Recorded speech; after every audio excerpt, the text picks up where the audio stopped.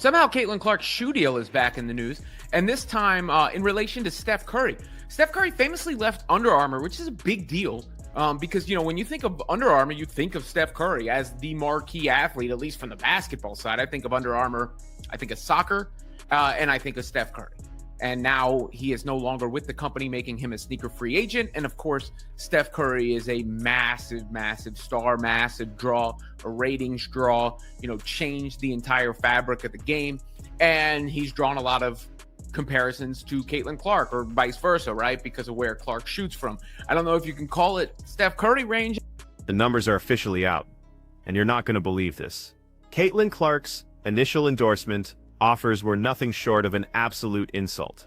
We're talking about a shocking, almost offensive undervaluation for a generational talent who has single-handedly redefined an entire sport.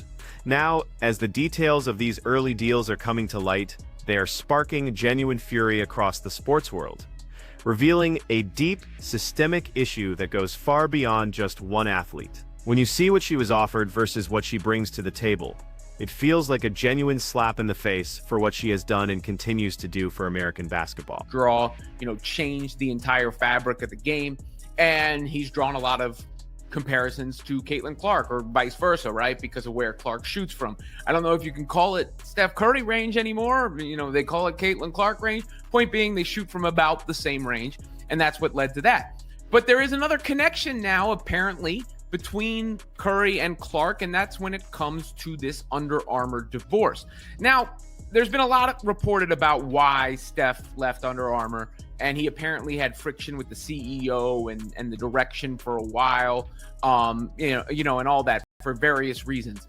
But one of the latest ones, Under Armour's attempt to recruit Caitlin Clark is now being examined under a microscope, and it's directly linked to the bombshell story of Steph Curry's highly publicized departure from the brand. They aggressively pursued the phenom, making it clear they were eager to secure her. Yet when it came time to talk numbers, their actual financial pitch fell dramatically, almost laughably short. In fact, it trailed the total value of Nike's offer, and even that Nike deal is now seen as a deeply conservative bid, especially given Clark's subsequent meteoric rise. This initial lowball from a major player like Under Armour didn't just miss the mark. It set an incredibly alarming precedent for how the market was valuing a game-changing star. Apparently, between Curry and Clark, and that's when it comes to this Under Armour divorce. Now, there's been a lot reported about why Steph left Under Armour, and he apparently had friction with the CEO and the direction for a while, and all that for various reasons. But one of the latest ones was underinvestment. As far as how it's been reported that there wasn't investment enough put in the brand, and that specifically relating to Caitlin Clark. A report from Bloomberg came out, and then, it was picked up by Sports Business Journal as well. They wrote something, but this is the gist of it. Now let's talk about Steph Curry.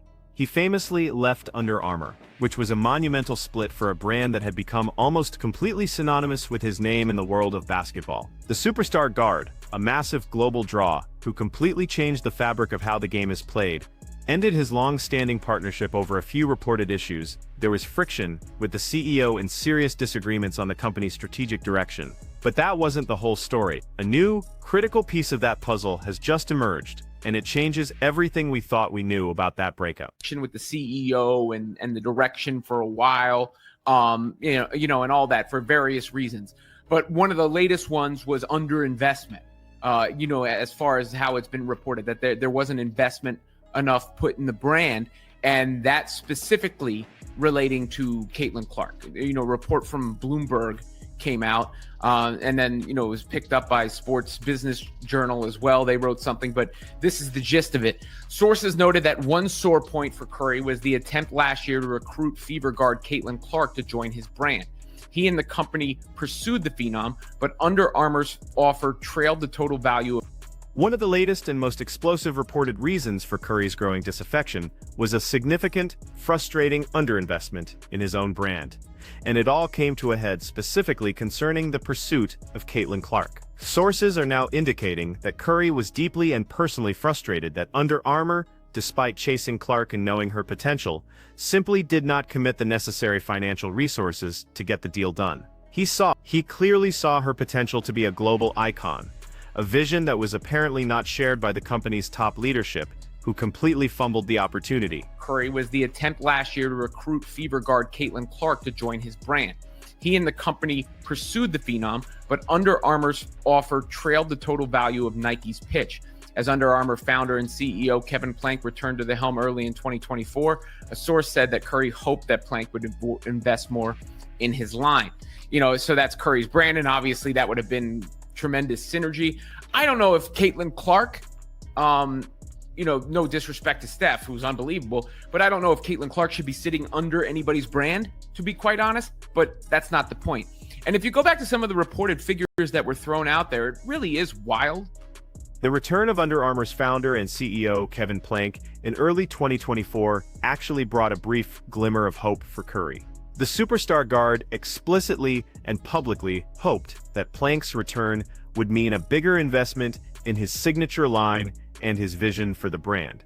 This investment would have undoubtedly included going all in to secure a talent like Caitlin Clark, creating an absolutely unimaginable synergy between two generational, game-changing players under the same brand umbrella. Can you just picture that? But that incredible opportunity was, in a word, tragically squandered. But I don't know if Caitlin Clark should be sitting under anybody's brand, to be quite honest, but that's not the point. And if you go back to some of the reported figures that were thrown out there, it really is wild in retrospect to see some of those things, given what Caitlin Clark should be getting. If these figures are true, this is apparently from the Wall Street Journal, but you see these deals there. And even that Nike deal is an absolute steal. And if that was as high as Under Armour was really going to go, it just shows you, I think a lot of people thought it was going to be a flash in the pan. And that, it wouldn't carry over to the WNBA level. And that's the doubt of, women's basketball at the time. And the Wall Street Journal eventually reported the actual figures for these early deals. And looking back on them now, they are truly wild to even think about. The idea that a talent of Caitlin Clark's magnitude was being offered such paltry, insignificant sums is baffling, even for a player who hadn't officially entered the professional ranks yet. It underscores a profound and almost willful lack of foresight, and it points to a deeply concerning pattern of systemically undervaluing emerging female stars who have all the talent and marketability in the world. Flash in the pan. And that, it wouldn't carry over to the WNBA level. And that's the doubt of, women's basketball at the time. And, having not seen it happen, like, I guess I get it to a certain extent and to a certain sense, but it was obvious and in front of everybody's faces. And in retrospect, it looks ridiculous. It looks ridiculous because Caitlin Clark, should be worth as much as anybody really on the sneaker market, male or female. And you'll see when those kicks do indeed drop. I mean, look at the logo stuff is starting to pop right now. But it's interesting to see it. And here's the kicker. Even the Nike deal, which ultimately came in higher than Under Armour's completely inadequate offer, is now widely considered an absolute steal for the company. This wasn't just a slight miss in valuation, this was a fundamental, categorical misjudgment of a player who would quickly transcend her sport and become a cultural icon. The initial market response completely failed to grasp the seismic, earth-shattering impact Clark was about to have, and that failure led to contract terms that seem almost insulting when you read them today.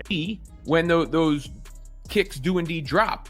I mean, look at the logo stuff is starting to pop right now. But it's interesting to see it framed that way. And it draws headlines, right?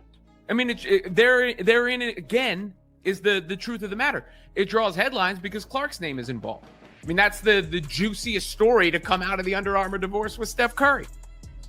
But Curry saw it, there's the a great philosopher once said, real recognize real. And the ultimate moral of this story is that Steph Curry saw the real. This massive undervaluation wasn't some isolated incident. It was deeply rooted in the prevailing doubts and skepticism that surrounded women's basketball at the time. There was this pervasive wait-and-see mentality that openly questioned whether collegiate success, even at her level, could truly translate to professional stardom and widespread commercial appeal. This systemic bias, unfortunately, dictated those early financial negotiations. So many pundits and so-called industry insiders genuinely believed Caitlin Clark might just be a flash in the pan. There was a real, pervasive thought that her college phenomenon wouldn't carry over to the WNBA level, that the unprecedented viewership and insane fan engagement were just temporary. Looking back now, this deep-seated doubt appears utterly ridiculous, doesn't it? Clark's impact on the WNBA hasn't just carried over, it has dramatically exceeded even the most optimistic expectations. Her games consistently shatter ratings records. Arenas sell out wherever she goes, and her merchandise flies off the shelves faster than it can be stocked. The idea that she wouldn't deliver on her promise now feels like a bad joke from a completely different era. Let's be unequivocally clear. Caitlin Clark should be worth as much as any top-tier athlete on the sneaker market today, period. Male or female, it doesn't matter. Her cultural cachet, her unparalleled drawing power, and her proven ability to move product are simply undeniable. Any offer that doesn't reflect this new reality is a glaring error in judgment and a massive disservice to her true market value. Just look at the evidence that's all around us now. The logos are starting to pop up everywhere, and her name alone drives sales and media attention in ways that very few athletes in history have ever achieved. When those signature kicks eventually drop, the market will speak volumes, cementing her status as a global icon and a commercial powerhouse. Those initial low offers will serve as a stark, embarrassing reminder of what could have been for the brands that missed out. The media frenzy surrounding this entire story highlights another critical point. Clark's name instantly generates headlines. Her involvement makes any narrative juicier, more compelling, and infinitely more clickable. This undeniable power to command attention should have been factored into every single offer from the very beginning, because her marketability is truly in a league of its own. Even Steph Curry, a great philosopher of the game, once said as much. He recognized the undeniable talent, the captivating appeal, and the sheer commercial force she represented. His frustration with Under Armour's short-sightedness wasn't just about money, it was about watching his own company miss an obvious, once-in-a-generation opportunity. This whole incident serves as a powerful reminder of the uphill battles female athletes still face in achieving equitable compensation. Despite undeniable talent and proven market appeal, those initial offers often fall short, reflecting ingrained biases rather than objective, data-driven valuation. It's a battle for recognition that continues even for a megastar like Clark. The missed opportunity for Under Armour is monumental. Not only did they alienate and lose Steph Curry, but they also completely failed to secure Caitlin Clark, a move that would have revitalized their basketball presence for decades to come. This double blow will undoubtedly be studied in business schools as a case study in corporate misjudgment for years to come. The contrast between that initial market skepticism and Clark's undeniable drawing power today is absolutely staggering. Her journey exposes a flawed system that struggled and failed to foresee the inevitable. It forces all of us to question how many other incredible talents, particularly female athletes, have been similarly undervalued because of outdated, backward perception. This story isn't just about a shoe deal, it's about the broader narrative of professional athletics and the equitable recognition of talent. For a player who captivates a nation and brings unprecedented attention to her sport, receiving anything less than top-tier market-setting compensation is simply unfair and unacceptable. The systemic issues that led to these lowball valuations underscore a critical need for an industry-wide reevaluation. It's a powerful statement when a national treasure like Caitlin Clark, a true representative of American athletic excellence, has to overcome such financial obstacles so early in her career. The fight for fair play clearly extends far beyond the court. Ultimately, Caitlin Clark's story is a powerful message to every single person involved in professional sports. Recognize true talent when you see it, invest in it boldly, and never ever let outdated assumptions dictate market value. Her unwavering determination demands that the industry pays not just attention, but also the fair, rightful salary that she has so obviously and completely earned.